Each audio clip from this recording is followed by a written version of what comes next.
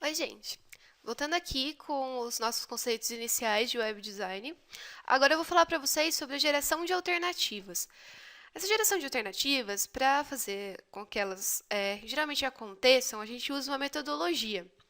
Eu não vou assim me aprofundar no conceito de metodologia com vocês, e eu nem me aprofundei também no conceito de design, porque é um conceito assim que é mais técnico mesmo, ele é bem para a universidade passar para as pessoas que estudam design. Ele, assim, eu tentar passar para vocês agora de um jeito mais rápido, mais resumido, não vai ficar tão bom e de repente pode ser até que vocês não entendam da forma como ele deve ser entendido.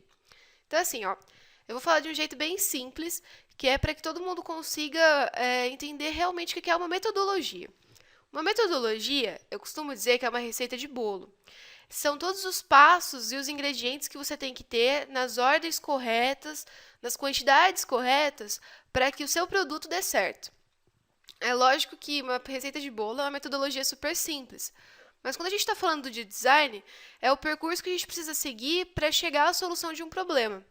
Então, você precisa, de repente, passar por tais etapas definidas para que você consiga criar um produto bom e, ao mesmo tempo, criar uma coisa inovadora. Porque, como eu já estou dizendo, desde quando eu comecei as aulas, existe muita coisa já no mercado e o nosso grande desafio é fazer uma coisa diferente, né? Que atenda àquilo que as pessoas querem, né? Principalmente agora que todo mundo quer novidade. Então, é isso que a gente precisa. Um processo que é legal de metodologia para a gente desenvolver alternativas para a solução de um problema é o processo de design proposto pelo Loback.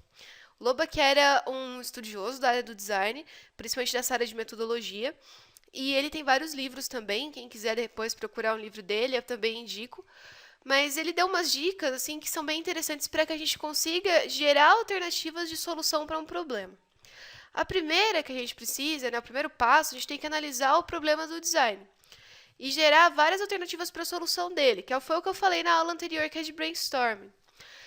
O Loback, ele propõe o brainstorming para que a gente consiga realmente, com aquelas técnicas mesmo que eu passei para vocês, encontrar soluções diferenciadas para o nosso projeto, que fujam do que já existe. Além disso, a gente tem que avaliar todas as alternativas e levando em questão não só a criatividade, a inovação, mas também a rentabilidade. É claro que a gente também não pode ficar só pensando na rentabilidade, só pensando em lucro. A gente tem que pensar no nosso usuário, no que ele gosta, né? Não só nas propagandas e naquilo que vai dar dinheiro para a gente. Mas a gente também não pode deixar de levar isso em consideração, porque é dessa forma que o cliente vai conseguir levar a empresa dele adiante. De repente, a gente está usando um site que vai ser diretamente usado para fins rentáveis. Então a gente tem que pensar nessa possibilidade também. Procure sempre alternativas criativas e inovadoras. Realize soluções, procure em prática as melhores alternativas, procure colocar em prática as melhores alternativas que solucionam o problema encontrado. Isso ficou meio redundante, né? Mas é por que eu quis dizer aqui? Eu quis dizer que você tem que encontrar alternativas diferentes para solucionar o mesmo problema que está todo mundo solucionando da mesma forma. E isso vai fazer com que o seu produto seja diferenciado. Já falei muito isso, mas é legal sempre falar para que vocês tenham isso bem difundido entre vocês. Uma poderosa ferramenta que a gente tem para gerar uma alternativa diferenciada é o Emotion Design. Muita gente não conhece o Emotion Design e fala assim, nossa, mas o que é isso, né? É uma coisa meio emo?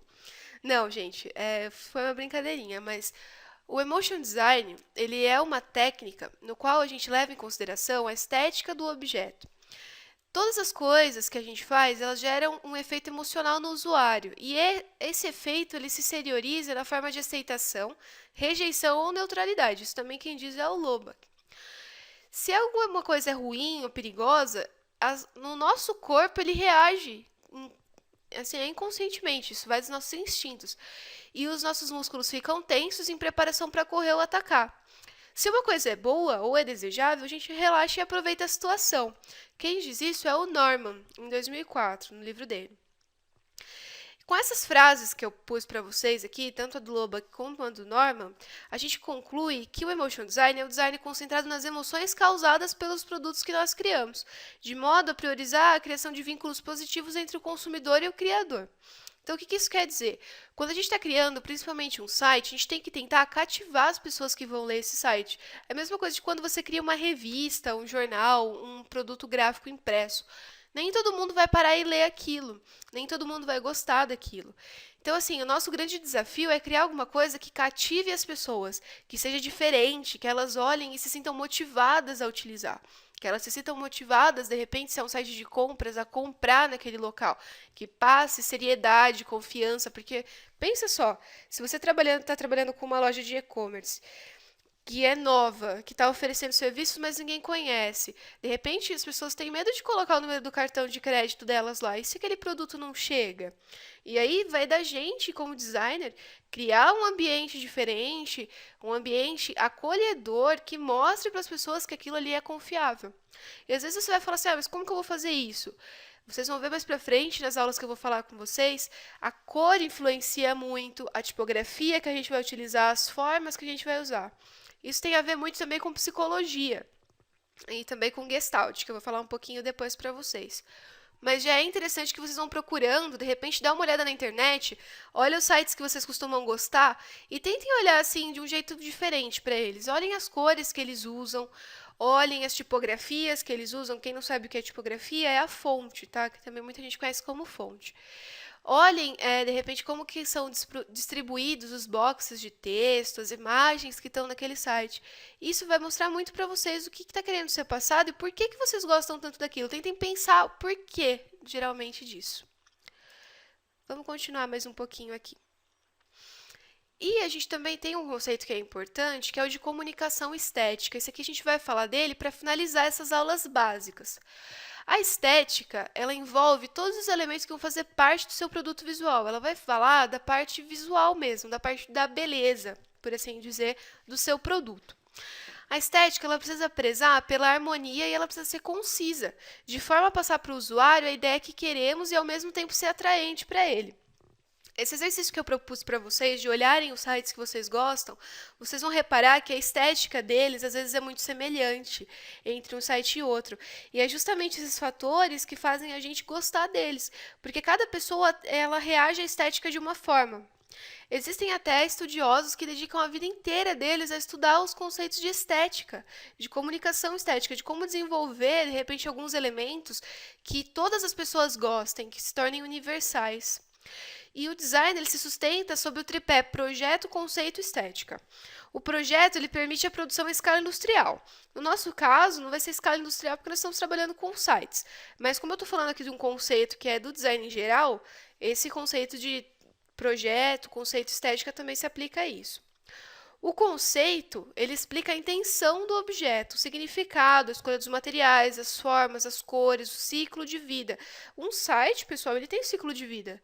Um exemplo disso, bem ou mal, é o Orkut. Todo mundo usava, o Orkut nasceu, cresceu, encheu de usuários, se multiplicou e agora ele quase não é mais utilizado. Não vou dizer que ele morreu, mas ele já está caindo em desuso. São poucas ainda as pessoas que utilizam. É claro que existem, mas são poucas. E aí que está o nosso desafio, criar um site que seja, de repente, que tenha uma vida útil maior, que consiga atender, né, as necessidades das pessoas, como eu estou dizendo também desde o começo, mesmo nas diferentes épocas. E a estética, né, ela é o que torna o site atraente, o que faz ele vender. Infelizmente, a gente fala assim, mas isso é muito capitalista, é um conceito muito capitalista. Mas, infelizmente, essa é a sociedade em que a gente vive. E a gente é contratado para fazer com que as coisas sejam rentáveis para o nosso cliente. Então, assim, é através da estética que a gente vai conseguir, né, realmente fazer o nosso site vender. Bom, esse daqui foram os conceitos iniciais que eu queria passar para vocês. Na próxima aula agora eu vou começar um conceito um pouquinho mais específico. E mais uma vez eu digo que se surgirem dúvidas eu estou aqui à disposição, tá bom? Então, até a próxima aula, pessoal!